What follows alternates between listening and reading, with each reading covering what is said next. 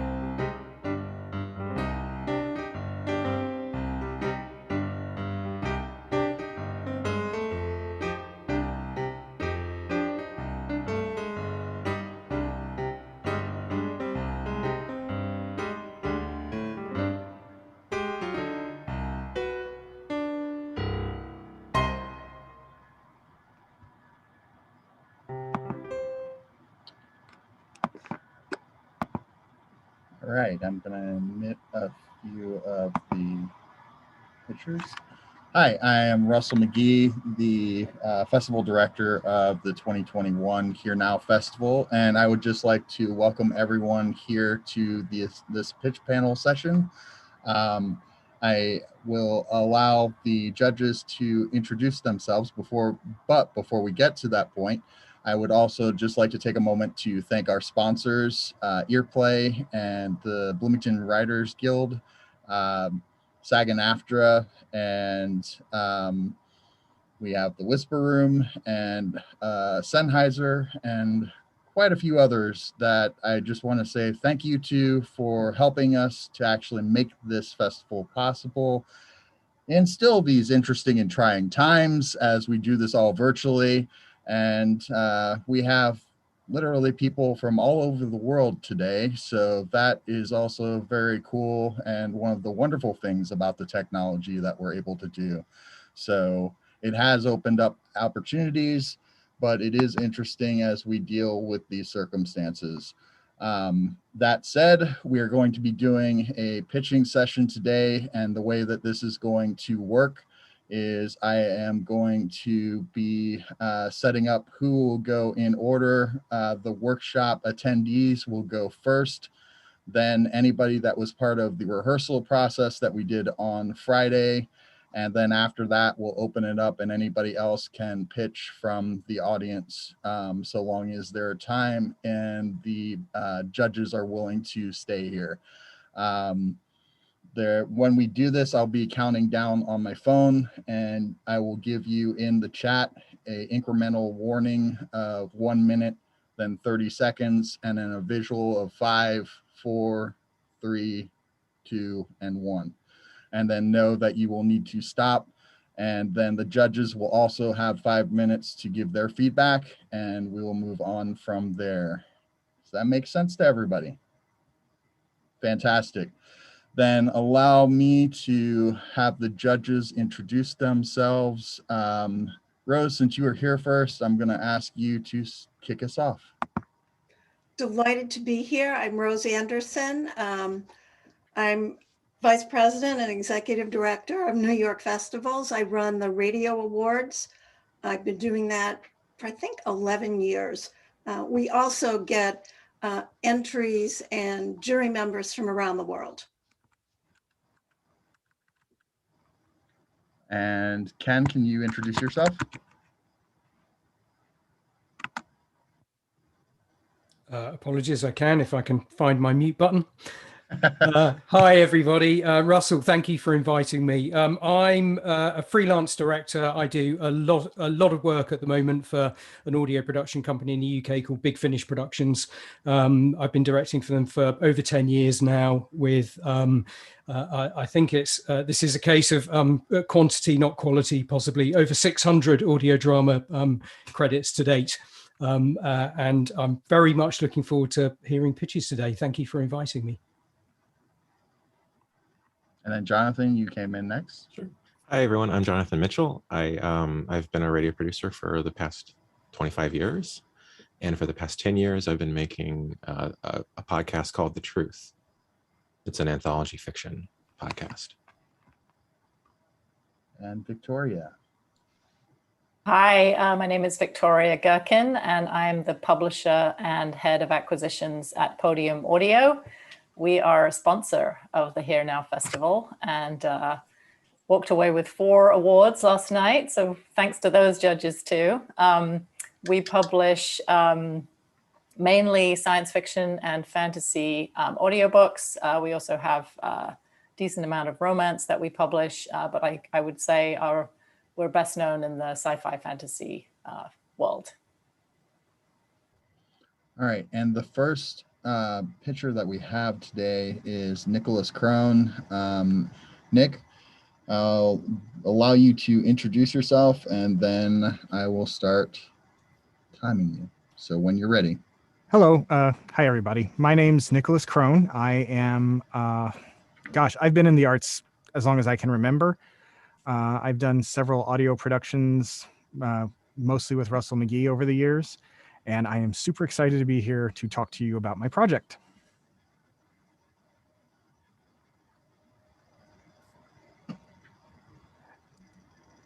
And can I have screen sharing? Good. And get to you, Nick. There you go. Okay. And what I would like to talk to you about is an audio series that I have written called Back Issues. It's a workplace comedy about a comic shop in a small town in Indiana. Well, actually more of a medium-sized city called Kirby Creek.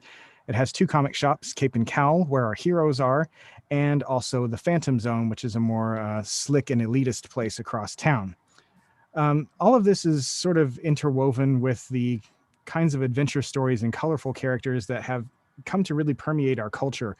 I dare you to find anyone who hasn't seen and enjoyed a superhero product in the last 5 or 6 years. It starts when our main character, Sarah's Uncle Rich, dies, and he leaves in his will Cape and Cowl Comics to her. She has an MBA. She really knows how to run a business, but she hasn't seen a comic book in probably at least 10 years, if not more. And also she finds out that Rich left the business in bad shape. And Reg, the owner of Phantom Zone across town, knows this and intends to use this fact to absolutely wipe them out so that he has no competition left in town. Our characters, Sarah, our main character, and also our audience surrogate, because she doesn't know anything about comic books, anything that we need to know as the audience, she can find out for us. Anne is the young woman that she hires in the first episode to sort of be the young encyclopedic knowledge type of comic book person who really wants to welcome everyone into the place and make sure that everyone feels comfortable and can find what they need. Preston is a little bit of the opposite of that. He's kind of a wise old man. He's been with Cape and Cowl since it started because he was Uncle Rich's best friend, but he also is having a little trouble adjusting to all the new blood. and the new ideas that are coming in. And of course, Reg, the villain of the piece, who is everything that you don't like about geek culture. He's elitist, he's gatekeeping, he's he's awful. He's the bad guy. These stories, like I've said, are just so ingrained in the world that we live in now that everyone is a part of them. But comic book shops are gathering places for the fans, but because they are all there, it also gives great opportunity for the bad parts of nerd culture to sort of come to the surface. And so we have those problematic moments that occur. Because of the workplace sitcom setup, we can make that into something ripe for comedic treatment. We can finally give those people who are causing these problems the ridicule that they so richly deserve.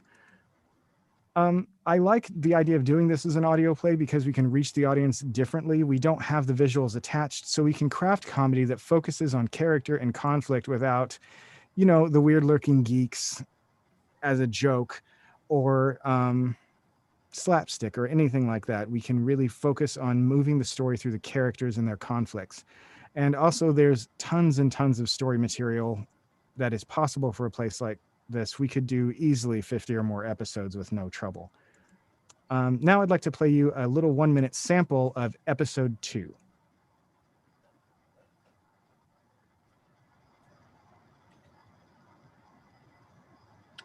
We're not hearing anything, Nick. Ah, okay. That's fine. There is a longer sample at this link that I will put into the group chat. It's popjar.net/issues-demo. And that's a 6-minute version. And if you have any questions, you can always email me. And I'd like to use any of the rest of the time that we have to answer any other questions you might have about it. Okay. Thank you, Nick. You actually stopped a minute ahead of schedule. Yeah, I'm sorry if I rushed. The 5 minutes felt a little constricting, but I understand. So judges, you now have 5 minutes for feedback. It certainly sounds like a lot of fun. We're deep in nerd culture, geek culture at Podium, so this strikes me as kind of right up our street. I guess it's a shame not to have heard a sample of it, because from your pitch, I couldn't quite get whether the superheroes are coming to life from the comic books. Is that your idea? No, it's all about the people who work in the comic shop. It's the characters themselves there is a bit of a heightened language to the place. It definitely feels like these people have lived comic books and actually believe that that's the way the world should be.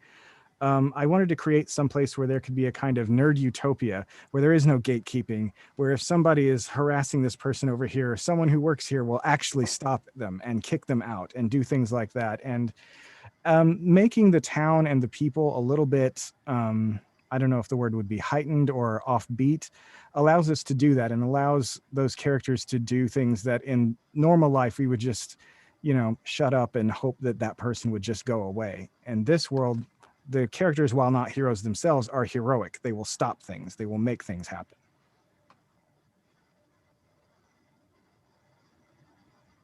Judges, anybody else want to comment? Well, it sounds to me like that scenario makes it possible in a real way for these characters who are so well delineated to channel particular superheroes from back issues. So I think that could add another layer of interest that also refers back to what Victoria's question was, are there superheroes coming to life? And the answer is yes, embodied in our characters. Yeah, just with no superpowers.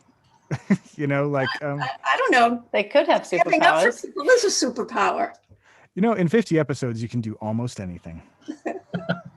Yeah, is it going to sound a way that is evocative of comic books in some way? Absolutely. The composer who did the music for it, and again, I'll post the link to the longer sample.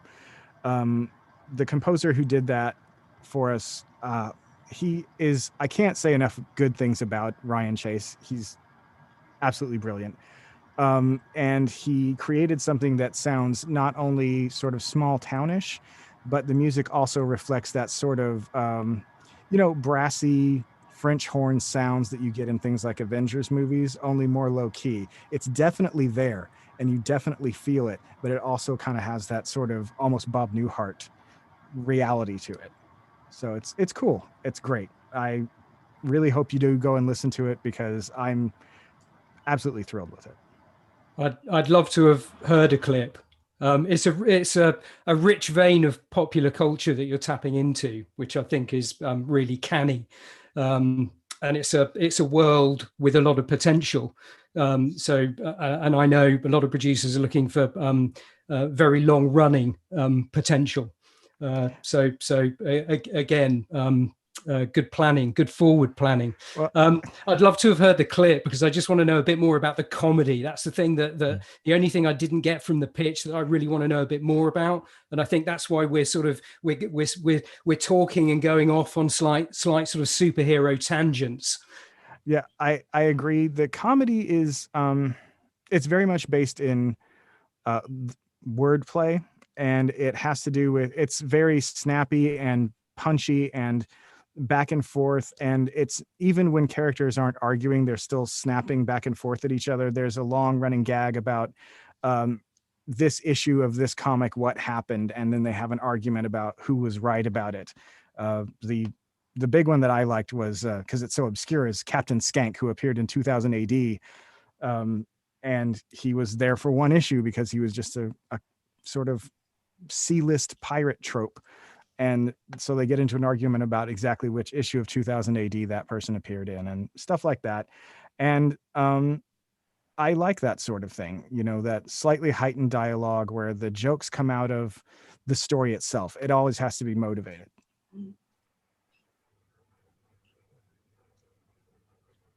I also agree. It sounds like a great setting. I really like the setting a lot. This is a very technical question, but I'm a rights person. I acquire rights. Do you have to clear use of actual comics references in something that's a third-party created thing? As far as I know, and there was research into this, as long as you're mentioning it and you're not quoting it. Russell, do you know about that? Yeah, as long as you're just mentioning it, you're fine. Otherwise, you're in trouble. And thank you, Nick. I hope that was helpful to you. And like I said, I'll post that link. Thanks, everyone. Thanks. Thank you. Thanks, Nick. Thanks. And next we have Robin Siegerman. And Robin, I'll make sure you have co-host privileges. Great, thank you. There you go. I'm going to be showing you my pitch deck for a brand new startup. I'm looking for feedback on the pitch deck itself and my business concept.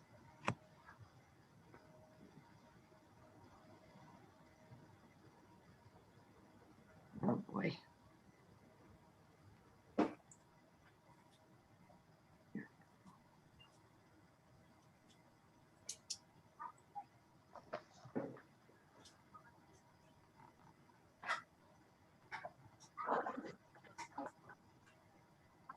And we're not hearing your audio, Robin.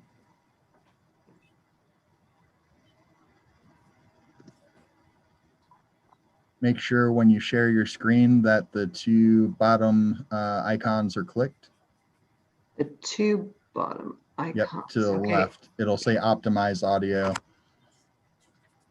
I don't see that. Unshare your screen and then reshare it, and it'll give you that option. Okay. So what I see at the bottom of the screen is a green button that says share screen. Correct. Click that, and then you'll have another panel that'll pop open. And in the bottom of that panel, to the bottom left, there will be two little boxes that you have to check to share audio. Okay, got it. Okay. Here we go.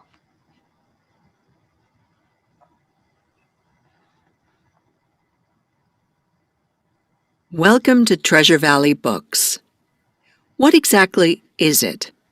Treasure Valley Books is a boutique audiobook publishing company specializing in noteworthy backlist books that have never been published as an audiobook, including children's stories and anthologies. Our mission is to hunt for buried literary treasures and bring them to light with first-class quality audio productions. Established partners distribute our books to over 50 digital platforms worldwide, including libraries. What kind of books do we publish? Books whose authors are deceased and the rights holders have never explored audio. Books owned by publishers who are busy producing audiobooks of current releases and would be happy to exploit their backlists for additional revenue. Books by independent authors who hold their audio rights but don't know how to go about having an audiobook produced.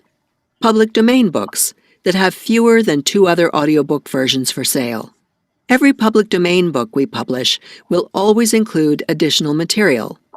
These might be essays written by authors and/or experts in fields relevant to the work, or where possible, an interview with an author, expert, or scholar to help contemporary listeners put the work in a modern context. What's it all about? I'm Robin Sigerman, and Treasure Valley Books is my brainchild. I'm an award-winning voice actor and audiobook narrator/producer. The inspiration for Treasure Valley Books was Rosedale in Love by Lev Raphael, a luminous and audacious retelling of Edith Wharton's The House of Mirth. Raphael's book takes on the issue of anti-Semitism in Gilded Age New York and serves as a cautionary tale for a 21st century audience still grappling with the scourge of racism. I was profoundly affected by the book after stumbling across it in 2008. When I started narrating audiobooks 10 years later, I realized Rosedale in Love deserved renewed attention and resolved to track down the author and convince him to let me narrate it. According to the author, the result was an audiobook that sounded, he said, exactly as I imagined it should. Then I had an epiphany. There are other equally brilliant books languishing in obscurity that would benefit from my entrepreneurial perspective and award-winning narration skills, not to mention additional revenue for the rights holders. As the project progressed, I developed a procedure that would streamline future audio productions. It was truly a labor of love that led me to a bigger mission. Treasure Valley Books currently has several books at various stages of negotiation and development. Why audiobooks? As of 2020, even in a volatile economy, audiobook sales have enjoyed double-digit growth for 9 years in a row. Audiobook sales and listening remain strong and stable despite the pandemic. According to the annual sales survey conducted by the Audiobook Publishers Association, 67% of audiobook consumers agree that one of the reasons they enjoy listening to audiobooks is to reduce screen time. Parents discovered audiobooks as an outlet for their children during the pandemic, and that listening trend is poised to become a regular habit. In 2020, 49% of parents of children aged 17 and under reported that their children listened to audiobooks, up from 35% previously. 46% of adult Americans have listened to an audiobook, which means the market still has robust growth potential. Why now? As of 2020, there has been a resurgence of interest in classics, history, biography, and memoir genres, which have seen a sales increase of 69% over the previous year. The time is right to capitalize on older works. Why Treasure Valley Books? Prior to narrating audiobooks, I was a frequently published international award-winning interior designer and kitchen designer. It's a field that requires immense attention to detail, as well as the simultaneous coordination of many disparate subcontractors, vendors, and clients. It gave me a grounding in business, as well as an insatiable drive to produce high-end results with exacting detail. I bring that same orientation to the production and narration of audiobooks, with a view to consistently producing exceptional, award-worthy work. My processes are methodical and organized, and my documentation puts authors and rights holders at ease with the knowledge that their life's work is in the very best hands. I look forward to working with your literary treasure to bring it into the light and thrill audiences around the world.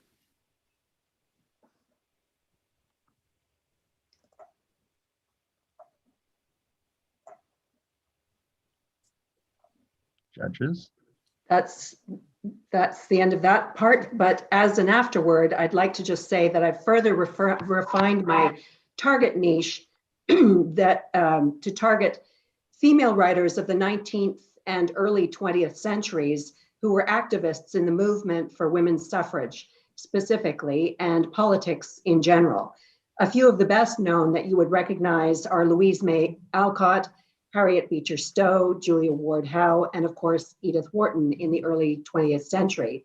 But there are literally hundreds and hundreds of brilliant women writers who were overlooked and their writing dismissed purely because they were women, and I think they deserve to be heard now. So does anybody have any questions or comments? Yeah, Robin, can I ask, is this that seemed at the end of the presentation to be a pitch to authors to persuade them to allow you to produce an audiobook version of their novel, but is this also as well as a production platform, a distribution platform? Because it looked in some of the slides as if it centered around a smartphone app that people could use to then listen to the audiobooks. Is that right? I will be working with distribution partners. So what I would be doing, excuse me, is not only targeting authors, but rights holders, perhaps of authors who are deceased and who the estate holds the rights for an audiobook. They've never explored it because they don't know how. And so I would be researching those books and then reaching out to the estate or the rights holders. I'm with you. And then you use all the usual distribution platforms to distribute Right. the collections. Okay, Right. Thank you. I was curious about how do you choose the books that you do? It seems like what you're really selling here is a curatorial voice. You know, it will boil down to how popular or how effectively you're able to choose the titles. Right. So because this is a startup, I'm picking a niche that I'm passionate about, that I find really interesting, that I think has some relevance and bearing on what's going on in today's world. So those are the kinds of books that I would like to choose. That is not necessarily women's fiction, but fiction and nonfiction written by women that has a point. And so that's the kind of book that I'm going to be picking, although, you know, that's my niche, although I'm not going to limit myself to that unless if there's a property that I find that I absolutely fall in love with. But my pitch really is to convince people that that they should let me license the rights because they can trust me.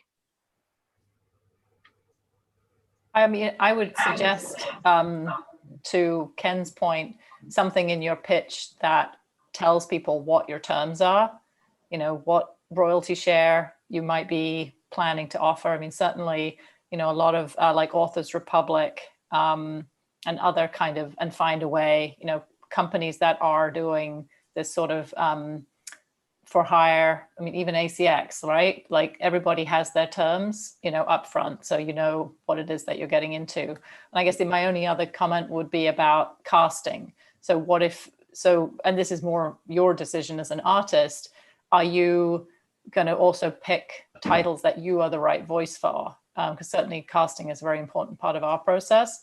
You know, are you the right person to voice, you know, a male main charactered, whatever it is, I can't think right now, but, you know, like, especially, you know, we have lucked into some, certainly one public domain book that has done extremely well for us, but there's a lot of competition.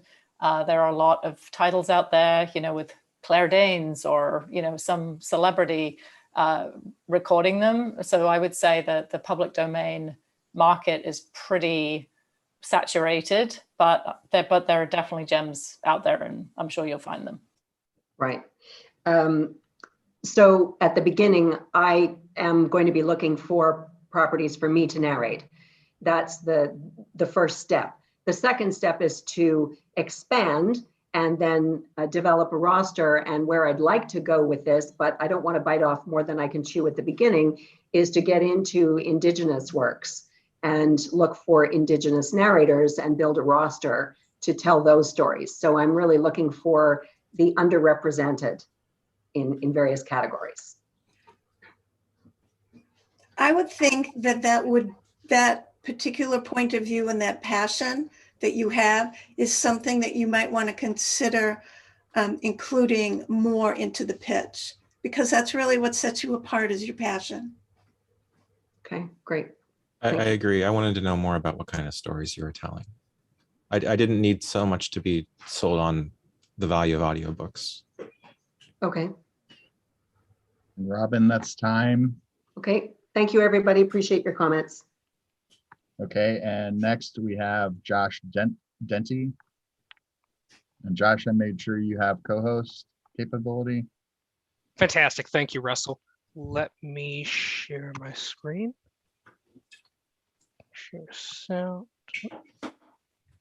Optimize video clip. Share the PowerPoint. Okay, can everyone see that just fine? Good to go. Okay. All right. Hi, everyone. My name is Josh, and I would like to thank you for taking the time to listen to me talk about my project. What would happen if someone trained a horse to read? That's one of the questions we explore in the pilot episode of At the Tone, a scripted audio sketch comedy series that combines NPR with The Onion. In Scruntville, it's not unusual for a last will and testament to be delivered by avid devourer of the written word, Hardback, the reading horse. It wouldn't be unusual for Hardback to be saved from the plight of literacy as a genetics demonstration and destroyed on the spot. And it certainly wouldn't be unusual for an appendectomy patient to wake up just in time for the final episode of Hardback's book club. God rest his soul. At the Tone features stories from a small town talk radio station. A team of anchors, reporters, and their unlucky intern conduct interviews and present local interest stories that flow into each other, allowing one report to arise naturally from the wreckage of the last. In true talk radio fashion, our format provides a unique opportunity for integrated segment sponsorship messages that we encourage interested parties to explore with us. My team and I have released 5 At the Tone episodes featuring content like this.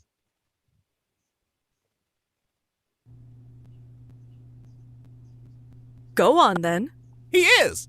He is what? He is going on. He's reading it. No, he isn't. Yeah, he is. Look, his eyes are staring directly at the page. But that doesn't mean He just ate the first page. He finished it. He's reading the next one. Mr. Whitney, Sam, how exactly do you know that he's reading? Well, I mean, he looks so learned, doesn't he? Yes, but can you please tell him to stop eating the pages? He can't exactly turn them, can he? Cut it out. Our show is available on Spotify, Google Podcasts, Apple Podcasts, iHeartRadio, and on our studio website, kqmpstation.com. I'm Josh Denty, the show's creator and lead writer, and I would love for you to join us as we explore real news from the fictional town of Scruntville, Nebraska. Thank you. All right, judges, comments?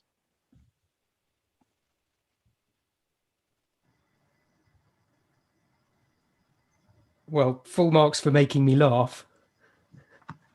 That was Josh. Thank you. That was a perfect example for me of setting the tone of your production from the get-go. I instantly understood where you were pitching that. It sounds bonkers, And that's not a bad thing. So yeah, very enjoyable. Can I just ask one question about the sponsorship? Of course. Is that's real sponsorship within a fiction podcast? Is that right? That's the idea. We do not currently have that, but we're set up in a way that would allow that. The idea being that it would be smoother to integrate ads in the same fashion they would do. Are you familiar with NPR? Have you listened to NPR at all? No. Essentially, it will be so-and-so show is sponsored by whatever real company. Yeah. The thought being that it would be easier to integrate it that way rather than taking 5 to 10 minutes at the beginning of the episode to make people sit through it. I understand. And you get to control your sponsorship to some degree, presumably. So that's your Exactly. that's an active way of monetizing your production, presumably. Exactly. Yes. Yeah. Good. Thank you. Thank you. I'm curious, Thank you. There's a lot of new. There's bus service to and from New York to that town in Nebraska, because sign me up, I want to visit. And Jonathan, you had a comment? There's a lot of news parody shows that exist already, and I'm wondering what differentiates this from them. What's your comedic angle that's unique? We are pure absurdism, and we're a bit of a hybrid show. So rather than pure sketch comedy where it would be, here's a segment, cut, here's a segment, cut, so on and so forth, we have a narrative flow style that I'm not going to say we pioneered, but I like to think that we're unique at the moment in doing that. As an example, in a later episode, we have a sequence where they're exploring different stock market bells. Obviously, everyone knows the clang, clang, clang, clang, clang of the Wall Street closing bell. They have a dead stockbroker bell, quote unquote. That's essentially just a church bell. Gong, gong, gong. And we fade in as they're playing, this is a demonstration, the Chopin's Funeral March, da, da, da, da, da, da, da, da, that kind of song. That becomes the opening sound to the next segment, which is the radio obituaries. An entirely different segment, but you get this sort of smooth transition, and we have that throughout the entire episode. So it's a less harsh experience to go through. I'm also curious how the extent to which current events will inform the pieces. Are you going to be doing political pieces, or We've tried current events in the past. Admittedly, we don't feel that's our best writing, and on top of that, it dates the production. So we intend to, unless we have an idea that's absolutely butter smooth, we generally stay away from current events because we want to make sure that this is the sort of thing that people can come back to in the future and continue listening to, and not feel like, well, that was funny back when so-and-so was president, but now that it's been 5 to 10 years, that doesn't resonate with me anymore. What's the size of your core ensemble cast? The cast itself, I would say, so we're going to be expanding it. Right now we've got 1, 2, 3, 4, 5, call it 6 people that make up our core cast. We have other voice actors that come in and play other roles. We're intending to expand that, however, because we'd like to go beyond the kinds of segments we have. We have some established character tropes, and we'd like to have more opportunities to do things beyond that. So anticipating more like 8 to 9 as our core cast once we get further into production. That's going to be after the current set of episodes is released. How big is that set of episodes? Currently 5. We have 2 more that are in editing that will be coming out in the next few months. We're intending to get 10 out during 2020. And the length of each episode? Between 25 and 30 minutes, sometimes going a little over 30. Impressive. Thank you. And actually, that's 5 seconds. So, Josh, thank you very much. Thank you, everyone, for your feedback. All right. Next, we have Michael Brainerd. And Mike, I've given you co-host ability as well. So, okay, take it away. Okay, my name is Michael Brainerd. I'm an audio drama writer and producer. and I'm an actor. I have a platinum award winner in the Here Now Podcast Palooza called Back to Nothing. Jonathan, I would love for you to hear that. It's a little 10-minute thing. You might like it. And I was beaten by Ken Brantley in this year's Audio Awards for the Ernie Pyle experiment that I wrote and directed. Thanks, Ken. Okay, so it is my intent to create the Great American 1970s prog rock concept album as audio drama, a space opera for those of us who remember what it was like to lay on your bedroom floor with your headphones on, looking at the concept artwork of your favorite rock album. Welcome to the man who fell to space. Think Johnny Utah from Point Break in a Guardians of the Galaxy universe. Meet Tom Majors, a typical 20-year-old American kid without a life. The only thing he's interested is playing his favorite first-person shooter game on Twitch with his friends 24 hours a day in his parents' basement as he listens to his brother's favorite 1970 prog rock band on vinyl, the greatest three-man band of all time, Starman.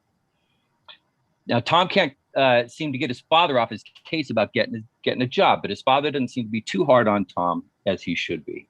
It's then that we discover the unfortunate event that has caused Tom to give up on life. Tom's greatest hero is his brother, Rex. And on the night of Tom's high school championship football game, which he was the quarterback of, he discovers that Rex, a U.S. Navy SEAL, is killed in action in Afghanistan. Tom had followed in Rex's footsteps to play quarterback, eventually breaking all of Rex's national passing records. Everything his brother did, he wanted to do better, and he was doing it. You see, Rex had become a bona fide American hero because after playing college of his own in his own college career, he had the chance to be drafted #1 by the NFL, and he chose to go into the armed forces. He chose to go into the armed forces instead. And this is a plan that Tom had intended to follow until that fateful night when Tom received the news about Rex while holding the same state championship trophy his brother once held.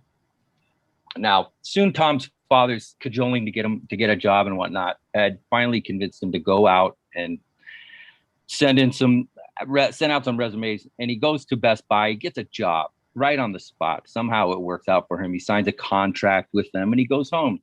Now he's pissed. He's got to go into the workforce. He loads up his game onto Twitch and proceeds to destroy every person that he sees.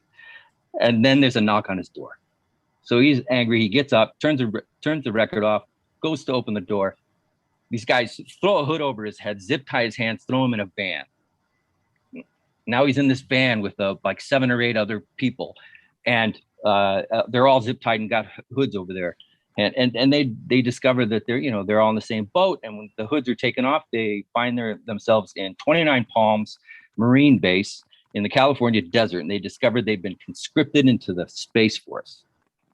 And they go through basic training together, but their basic training isn't running around in their underwear at 4 a.m. over mountains and humping backpacks. It's about playing video games, which they all become very good at, and they get trained on a new game about set in space where they're shooting space lasers, using all sorts of new equipment. When they finish basic training, they're thrown on an airplane to go to Florida for their very first assignment. And when they get off the plane, they discover they're on the moon. They go into a room. They're handed their new uniforms. Tom is handed khakis and a blue polo shirt with a logo on it that says Best Buy.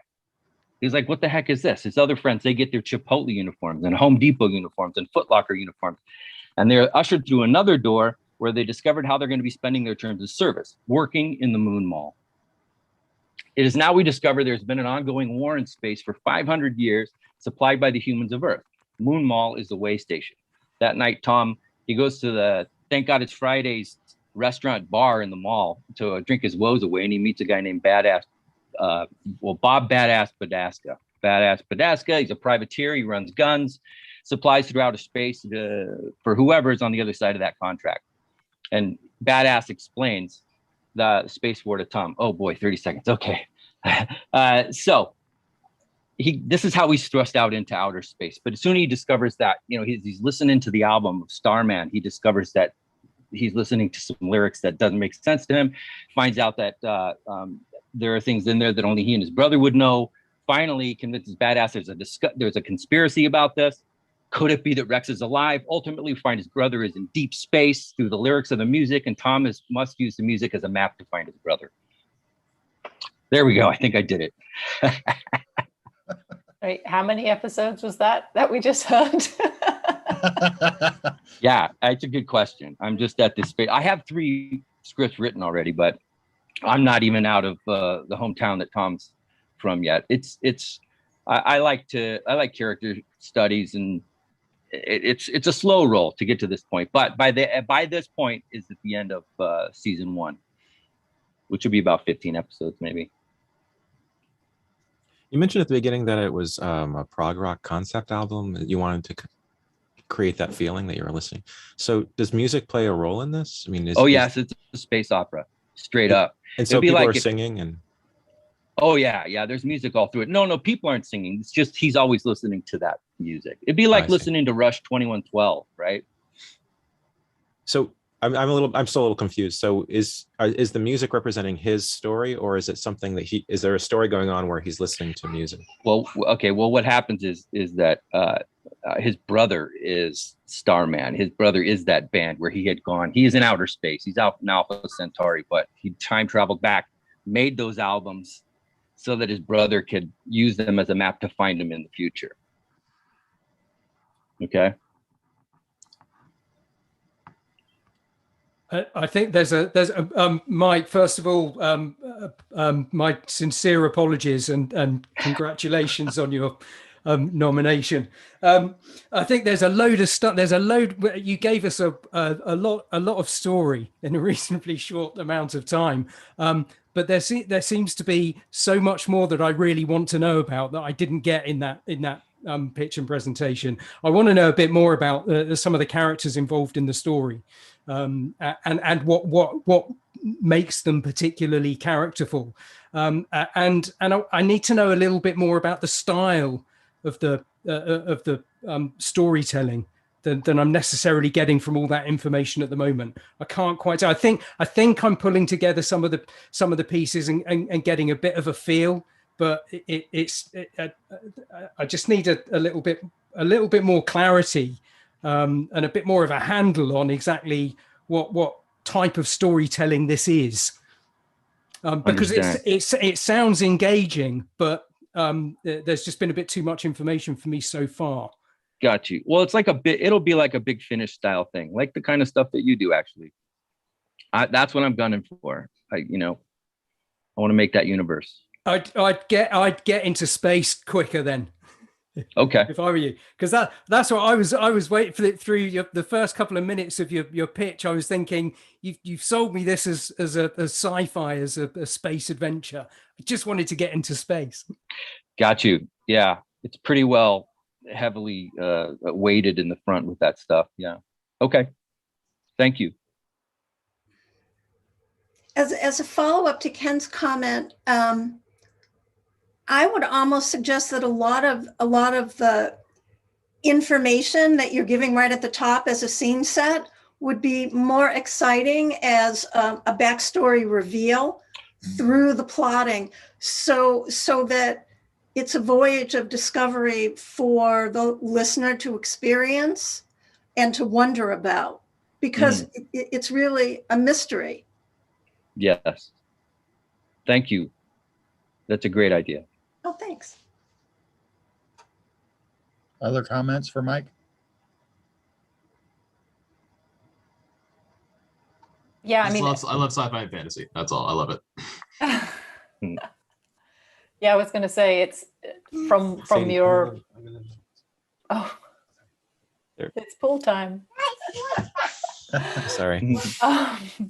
Yeah, I mean, from the way you describe the story. I mean, as somebody who works in the book business, converting books to audiobooks, to me, this sounded like a 90,000 word novel. As a pitch versus a drama pitch. Mm-hmm. But I think that's the point Ken and Rose was making. So. Yeah. The one other small thing that stuck out to me was the Man Who Fell to Space and Starman are both Bowie references, and it felt heavy on the Bowie references. You might spread it out a little, because I think people are going to think of that right away.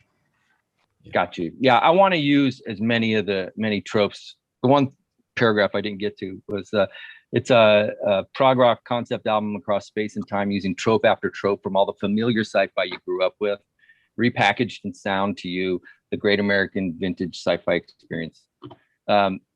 So yeah, I would like Badass is Han Solo for sure. I want to use, I don't know. That's the idea now. I could lose that idea. Mike, thank you. Okay, thanks, guys. Thanks, Mike. Next up, we have Kenny Hertling. And Kenny, are you ready? Or did Kenny have some technical difficulties? Kurt, are you ready to go since Kenny does not appear to be in the room at the moment? Yes, I am. Yes, Okay. I am. Fantastic. Right. So yeah, hello everybody. When I first set out to make the Call to Flame back in 2018, which is Platinum winner at Here Now 2019, I made it specifically for the audio drama format, distilling everything I loved about fantasy, from the music, the soundscapes, the voices, the lore, like from film, video games, from bedtime stories and whatnot. So me and my co-writer Nadia, my sister, want to do something like that again, but this time drawing on the darker side of fantasy, things like Game of Thrones or the Black Cauldron, but also some gothic horror like Sleepy Hollow or Dracula. The working title is Redwater. The Empress of Sunfall has died, but before she passes her crown on to her daughter, Sinara, she also passes on a curse, a thirst for blood, and a demon beginning to devour her soul. As it turns out, the ruling class of Sunfall are all vampires. And when her transformation is complete and nothing but the demon remains, she'll become their pawn, controlling ruling the lower classes like lambs to the slaughter. For the sake of protecting herself and her people, she flees with a vampire hunter who is the very same one who tried to slay her mother. And he promises to slay her if she loses her humanity before they're able to find a cure. So yeah, the series is character and dialogue driven, with petty squabbling, backstabbing villains like the Lannisters or the Skeksis and the Dark Crystal, like with their own motivations working against one another, and mythical characters and situations like in Pan's Labyrinth or the works of Neil Gaiman. Ultimately, the kind of the heart of the story, the kind of core, is a loss of innocence. Can one still rule and maintain their humanity? Is she destined to become a monster, whether it be on the throne or literal as a creature of the night? And it's 6 episodes as planned. The first one has already been written and the rest outlined. I do have a clip if I could share the screen for a moment. Hold on a second, and I'll add you, Kurt. Sorry. Here you go. Alrighty. Our co-host. Alrighty. Does this contain audio? Let's see. Okay, Windows Media. I believe this should work. All right, can you see it? Yes. All right. This features our 2 of our main villains, the Duke and Maramon. Here, 2 different vampires who are kind of at the top. Kurt, we're not hearing any audio. I would darn. Stop your share screen, and then as you share, there are 2 ticks down in the bottom left corner to make sure you optimize the audio. Okay, let me see. 2 ticks at the bottom to make sure we optimize the audio. Share sound. There we go. My apologies. There you go. Already. Here we are. Thank you for that. Maramon usually doesn't take me aside like this for a talk. It's not that difficult to converse delicately amongst the mortals. But I don't think he summoned me to his private study to show off his library. How in the bloody hell did 2 vampire hunters know where to find us? What makes you think I know that one? I thought you killed them all when you found Alakon's tomb. You did kill all of them, right? Oh, put your wings away. You and I both know you can't make it more than 2 feet off the ground with that gun. 1 more joke, and I'll have your tongue served to me. Fat bastard. I killed all the ones I knew about. You're either lying or an idiot. Oh, come off it. They're dead now. I want to stop it there. So yeah, that's one of the more intense kind of moments from early on in the first chapter of the series. It can go on for a long time as she goes from escaping her destiny to trying to use it to perhaps in the end rejecting it altogether. And so yeah, we've already worked on a pilot. The rest is pending. So yeah, that would be my pitch. Okay, judges. Do you have a music bed incorporated in this or plan to incorporate it? Yes, I always work with my composer, Adam. He did the music for the Call of the Flame, and it's, yeah, he's an incredibly talented person, and I want to make sure he's brought on board for this, because we already talked about influences from like Marco Beltrami, James Newton Howard, and he wants to incorporate a little bit of Jesper Kidd, who I've actually not heard a lot of, but he's done a lot of great video game scores. And he's done about 6 or 7 tracks for the show so far. The rest being temp tracks used from Call of the Flame for some of the more horror moments that we've already done for that show. One of the thoughts I had just also around music is, you know, you could have, Game of Thrones is such a visual palette, and those fantasies are such, you know, such visual entertainment. Like, how do you differentiate locations of your action? I mean, you know, obviously in Game of Thrones, it's very, very clear where things are happening in the warmth of the Mediterranean look versus the north, etc. And so I was Great thinking, question. you know, that's something you could do through music in your sound bed. That's one thing I actually done in Call of the Flame is I heavily incorporate shorthand, like audio shorthand to like establish location and whatnot. Like, because there is a disadvantage of not having visuals in fantasy because it's so sprawling. But if I imply like a Mediterranean accent or something like that, or like using terms like Praetorian or like Greco-Roman terms, you can imply they're in a Greco-Roman location, like the Elvins, or if they have names like Veladius or Balas or something like that, you can kind of interpret that as you will. Or to go somewhere and they have French accents and the land is called Belar, you can interpret, and there's a civil war going on, you're like, okay, so it's like this time period or this time. Or how orcs in Call of the Flame had Norwegian accents, so they were Vikings essentially, and whether or not that was clear, you slowly start to figure out as they have more Viking-ish behavior and so on. That's something I will use heavily in Redwater as well. Like this will be Victorian era from the use of language, from the use of their curtsy and their approach to everything. But as they travel the land, that shorthand will be incorporated there too to kind of establish location or establish locale. Call of Flame used a lot of soundscapes and so on. What I want to do here, instead of like the lush country or dungeons and whatnot, it's going to be spooky castles, haunted forests, those kinds of soundscapes. I'm admittedly not a huge fantasy person, so this may have gotten lost on me, but what's like the story hook on this? You know, what's the pitch for the story?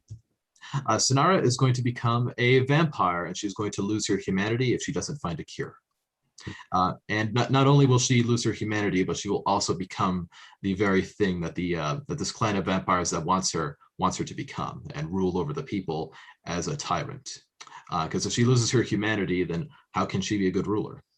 And that's sort of it's kind of parallel to her actually becoming empress. Because what is a ruler but a monster? In a way, who having to make those difficult decisions over the common people. And she hopes not to become that, and she's trying to escape her fate as much as she's trying to escape becoming a vampire or a creature of the night in that way. And the tension comes from Lockley being there, Lockley being a vampire hunter. I called him the vampire hunter earlier. He's traveling with her. Duty has bound him to kill her, but he sees something in her, and he wants to stay with her, and he has hope that she can cure herself. Oh, that's a long answer to that, but essentially she's becoming a vampire when she doesn't want to. So, to be honest, it was quite a good. I found that quite a good pitch. I found a lot of your previous information quite confusing. I know we all do this now. We have to compare our productions to other things, but that's not what I was trying to sort of tease out of your first pitch was exactly what your story was, rather than compared to all the others. And it took me a while to figure out that we're talking about the vampire genre. Red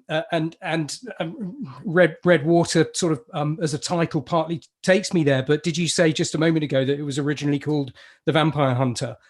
I meant Lockley was the vampire hunter. I didn't say his name in the pitch. I didn't think it was necessary. But, fine. But I locked myself in by mentioning his name, and but actually, to be honest, do you know that's an interesting point, because it is what we choose to leave out of a pitch is I know we all have to do it because time's tight, but that was a really key piece of information we could have done with.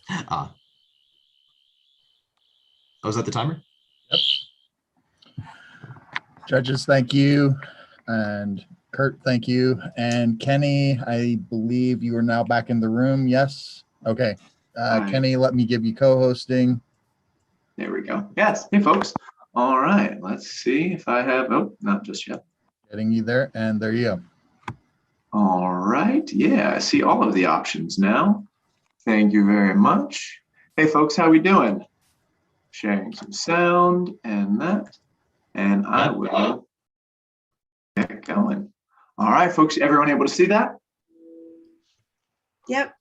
Wonderful. Well, now that I have your attention with this image, my name's Kenny Hertling. I'm an actor, a voiceover artist, and a storyteller.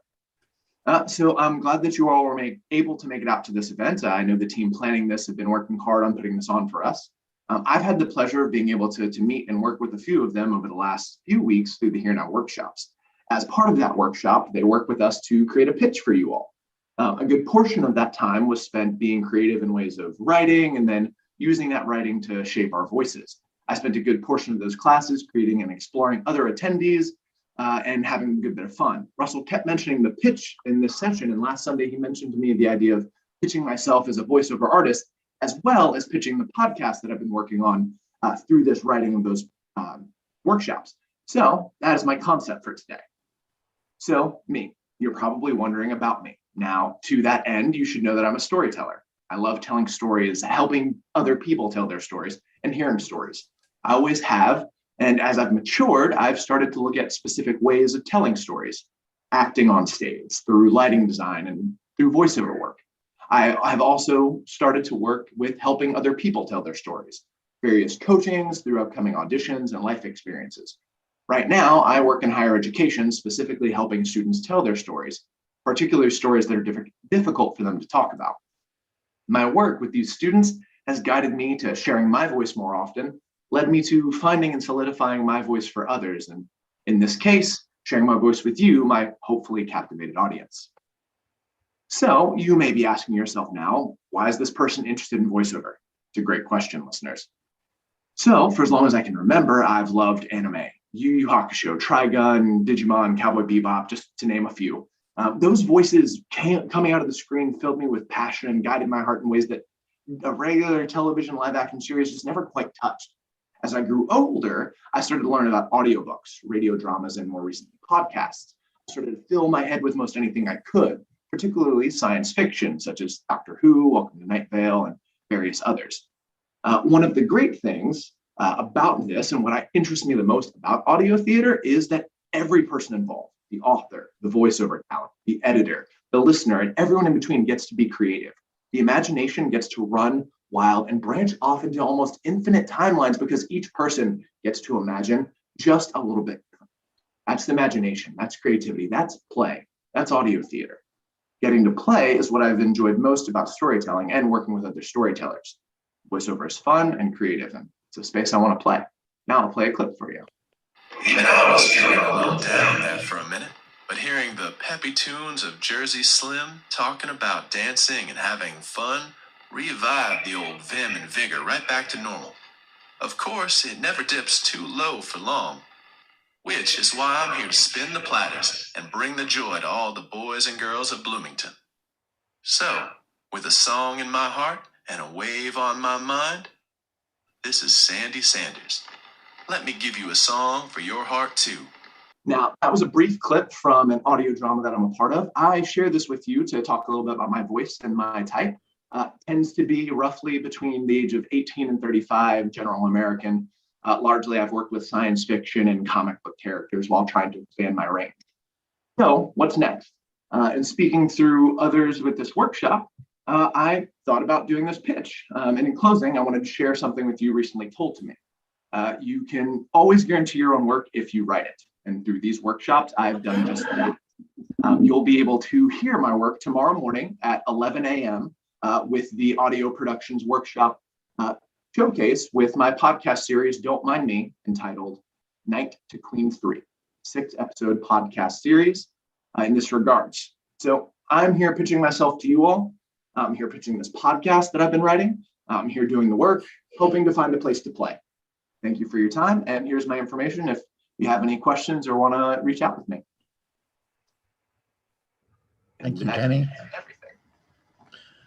Judges, open it up to you.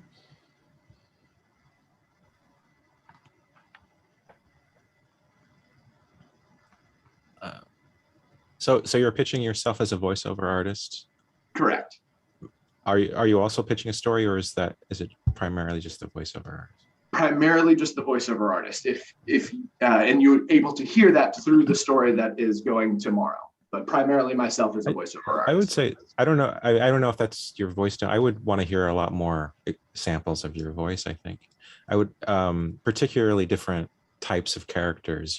Accents that aren't your natural accent, that kind of thing. Okay. Thank you.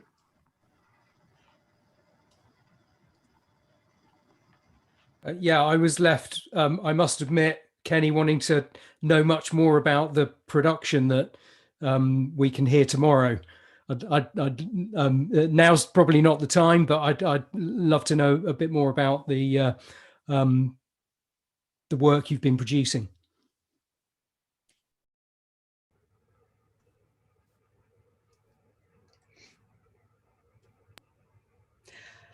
I think one of the most difficult things about this kind of pitch or this kind of introduction is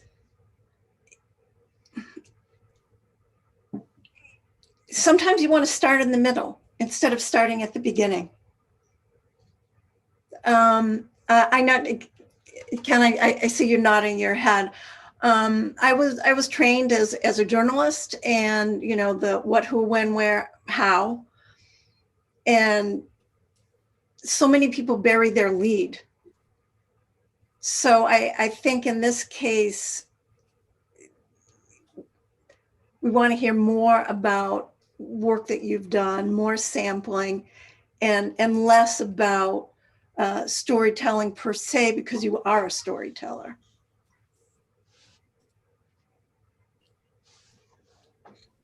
Yeah, I mean, I could assume that you're really interested in storytelling and love storytelling just because you're there in the first place.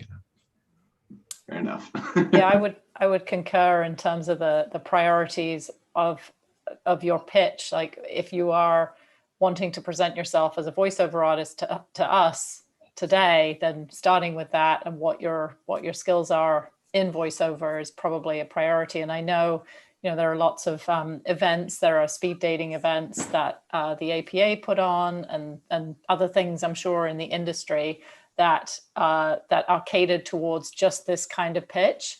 And it's called speed dating because it's speedy. And so figuring out, how you can get across in less than 5 minutes what it is that you want a casting director to know about you, and potentially, if the casting directors are from a particular publishing house, have some familiarity with what they've published and what you might have brought to, one of their particular productions. That would just be my suggestion. Awesome, thank you.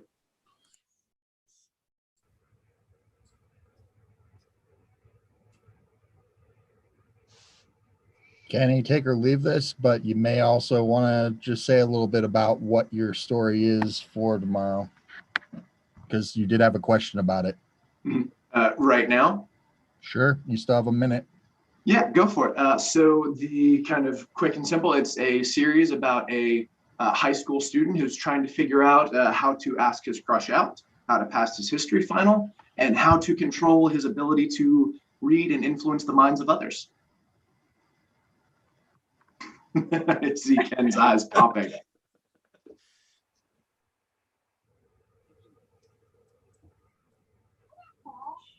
See, you hooked me in the last 5 seconds. Yeah, so that's really high school aspect, just trying to figure out what those are. And the first episode really digs into all of those 3 pieces. It's a short 6-part series. As it's mentioned, Knight to Queen 3. So it's heavily influenced with chess and those type of aspects. A little bit of a mind game.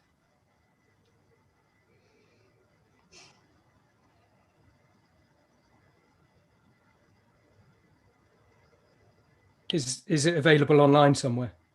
It will be available for the first time tomorrow at 11 a.m. Central Time through the, oh gosh, what is it called now? 3, 2, 1. The showcase. There we go. The showcase that they're putting on. Yeah, it's part of the programming tomorrow, Ken. Thank you. Actually, before, just so I can give you a specific time, it is at 11 a.m. Central, short form audio production workshop showcase. Kenny has his piece there. Before we close things out, because I didn't have anybody else, well, wait a minute. Bonnie's asking if Brett Weaver went yet. Brett, do you want to go? Because you didn't private message me, sorry. Oh, sorry. I sent one over to you, but okay, okay. I was kind of doing I can pitch if you want to do one more. Judges, are you okay? Okay. Hi everyone. My name is Brett Weaver. I'm a voice actor. Been doing this for about 25 years. Done mostly anime, video games. I also work I live in Austin and work with Pinful Theater, where we've done a lot of radio dramas on stage, like Christmas Carol, Miracle on 34th Street, It's a Wonderful Life, all done with live action Foley. I've kind of been playing with the idea over the last few years of creating a kind of a 70s era radio comedy drama, and the name of the show I came up with was Happing and Stransom, Two-Fisted Lawyers. The idea is that there's these 2 characters, that's Thomas Happing and Eric Stransom. They're from the mean streets of Austin, Texas and Oklahoma City, and they become lawyers. And the hook of it is that originally when I came up with this idea, I wanted to do a world building with the 2 actors, to where we really figure out what the world is first, create first 15 minutes of the show, and then go perform it in front of it, like at a bar. This is obviously before COVID, but with the idea of performing the first 15 minutes in front of an audience, and then ask the audience, because I've got improv experience, so what happens next? And we would take ideas from the audience and then do the next 15 minutes. And that would happen like once a month, where we would do something like that. And then what we would do is take that next 15 minutes, go back, rewrite, clean it up, and then come back the next month, do those next 15 minutes, and then ask the audience again, what do we do? And at the same time, we would do a recording of this and then put it out. I have a website, weightlesspod.com, where I've done some of my audio comedy stuff and podcasts from there, and I can post it there. But this is really just an idea. When Bonnie was talking to me, that I just said, hey, this is an idea, and she goes, well, you should pitch. So I was really excited to know that you were all interested in stuff like this, and I just thought I would throw it out there and see what ideas you might have. I think that's a really cool idea. Very engaging. I have a question about it. So you do 15 minutes, and then the second 15 minutes is all improvised, and then you come back the next week and you like a revised version of that 15 minutes. So if when you put out the podcast, which version goes on the podcast, or do both? We would probably do the way I would see it is it would be kind of like 15 minutes and then the next 15 minutes, and then you would put all of that up.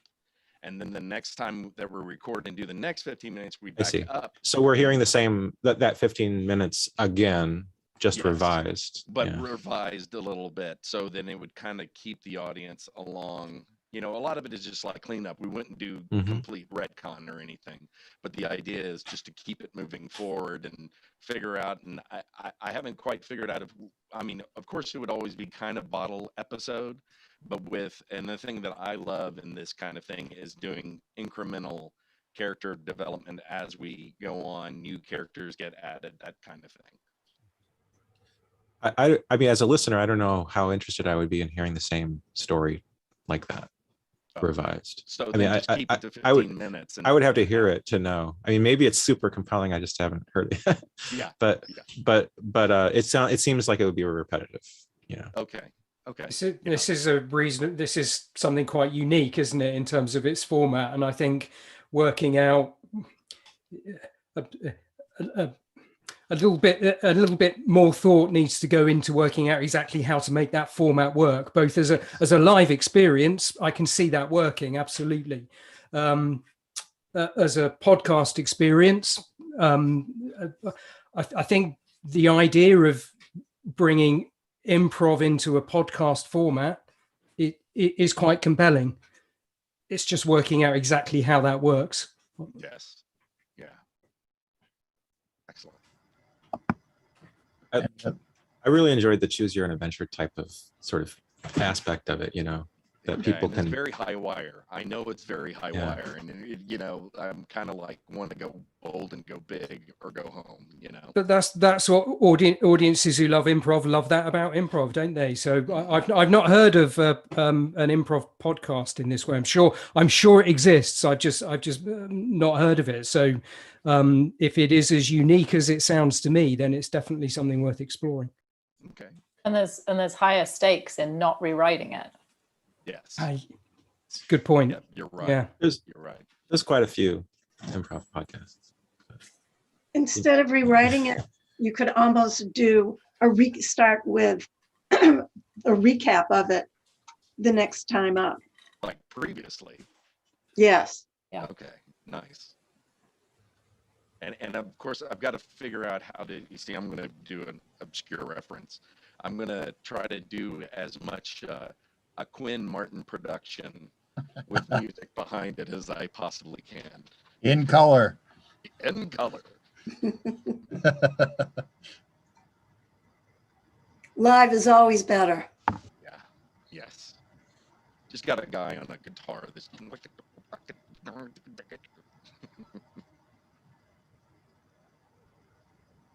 all right. Well, you've all given me something to add to, especially with think it through a little bit further. Is the thing how to do it, and I really love the previously that I like that. I didn't think about that. That's really good. Thank you. Fantastic. We do have one more person that is asked to pitch if you are willing, judges. JP from California, who's a screenwriter. JP, are you there?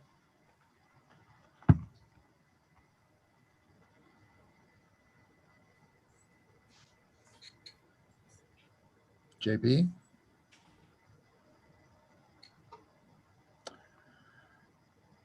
We may have lost him. Okay. Are there any insights or any things that the judges would be willing to impart as guidelines to help for professional pitching purposes to help the people that are here as part of the workshop and the festival? With apologies to everybody else for leaping in first. First of all, thank you everybody for your pitches. Pitching is hard, and it doesn't matter how experienced you are in the business. It's just difficult, and it's a little bit like handing your baby over to somebody and being prepared to watch them throw it out the window. The one general note from my point of view is I did want to know a little bit more about character. I heard a lot of story this evening, which is great. We're telling stories, but there was a lot of quite compelling character information that we managed to tease out that I think could have been a bit more front and center, which would have certainly from my point of view would have hooked me in a bit more. I was wanting to hear more about what you're asking for. You know, what do you hope to get out of the pitch? Do you want money? Do you want, you know, what are you looking for? I think that drives what kind of information you want to convey.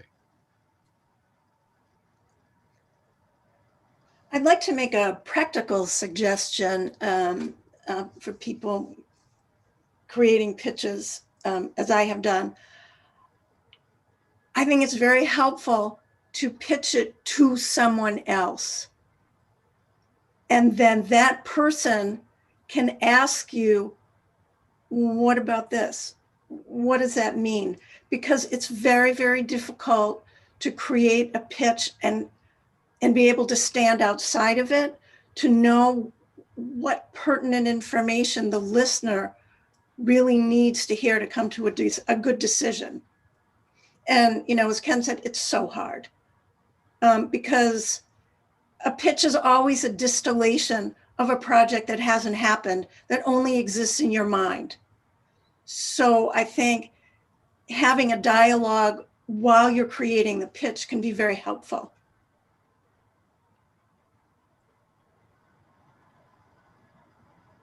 Yeah, I mean, I don't have a whole lot to add to that distillation of tips. Also, from just a practical standpoint, I guess if you don't have something that's already produced, then being able to perform it yourself,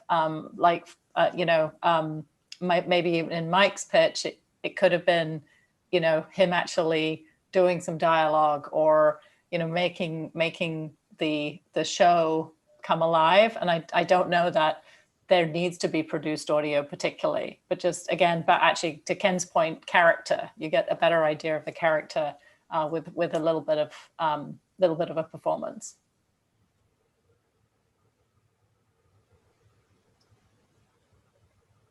Fantastic. And Emily Labus, who's actually from Sound Booth Theater, has a question for the judges real quick as well, if that's okay. Hi, I'm sorry, please bear with me. I've got laryngitis at the moment. But I was wondering, because one thing that I really like when I hear pitches is when people give us an idea of the things that they are willing to change versus the things that they are absolutely married to. And I was wondering if that's sort of the sort of thing that you like to hear as well, or if that's something that you would prepare to be more open-ended. I'm sorry, did anyone get a word of that? I can type. Yeah, absolutely. Sorry, Jonathan, go ahead. Oh, I would say if someone pitched me something and I felt like it needed a change, I would suggest, like, what would you think of making it this, and then see how receptive they are to it. Cool. Because when you're taking pitches and you know, it's like well, I just said it. I'm not going to repeat myself. Yeah, I think coming into a pitch and saying, this is not going to change. Like, these are the things, like, I'm refusing to change would be a bad, I don't know that would be I don't know, a collaborative or, you know, I'm not sure that would be a great way to start. You can always dig in later on. Yeah, I guess the reason I ask is because I always really like it when people like we have gone back and forth behind closed doors. I like it when people talk about here's the thing, that this is what I'm thinking, but I'm not married to it. Whereas other people on our team feel like that shows lack of conviction for ideas. So it's just something that we're constantly debating. So I was curious how you all handle that. Yeah, I mean, my experience in the business is never be prepared to change everything. It's a completely collaborative environment.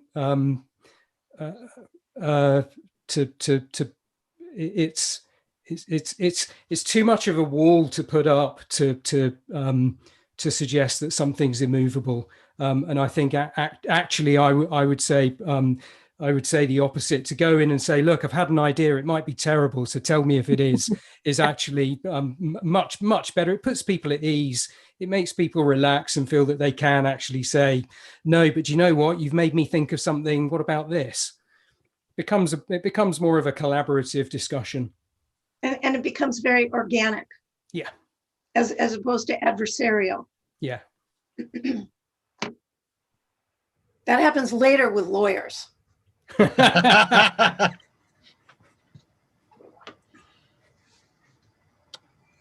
All right, that was the last question that I saw. So I just want to take a moment and thank our judges for being willing to be here today and give their time and professionalism to helping each of our pitchers today.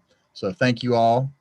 And I hope you will take the time to also partake of the rest of the festival and see some of the other events that we have over tonight and tomorrow. Right. Thanks for putting it together, Russell. Thank you. Thanks. Thank you. Bye. Thank you, everybody. And thanks to everybody who pitched too. Yeah. Bye-bye. Bye.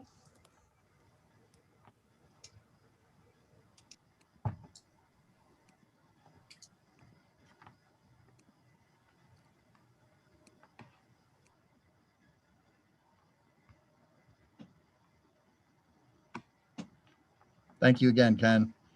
Russell, thank you. It's been lovely to meet you. And am I seeing you again tomorrow? You will. I'll be I'm making sure, since I actually know you guys, that I'm going to be the one working with you as far as with the panel. If Ken, because nobody actually replied, if there are any clips that you want to play from Stranded, like Big Finish said, there is that one sample section that's like 15 minutes long that we can play clips from. Just let me know in advance so that we can make sure that happens. I don't know if it's, yep.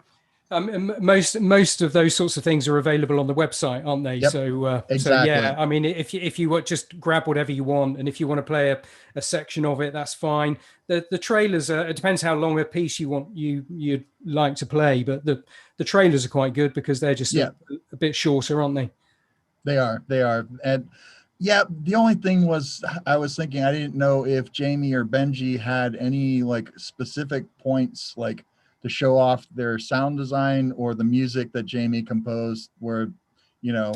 Oh, actually, that's a good point. But maybe just spring a clip on them, and then ask them to talk about what went into doing it. Okay, that might be a nice way of doing it, actually. Okay, fantastic, cool. Yeah. All right, Brilliant. Lovely to meet you. Lovely to finally meet you, as we worked together on the Seventh Doctor story a while back. Yeah. So yeah. All right. I'll see you in the morning. Will do. Yeah. Afternoon for you. Yeah. Take care, Ken. Have a good rest of the day. Bye for now. Bye. And let me stop the recording.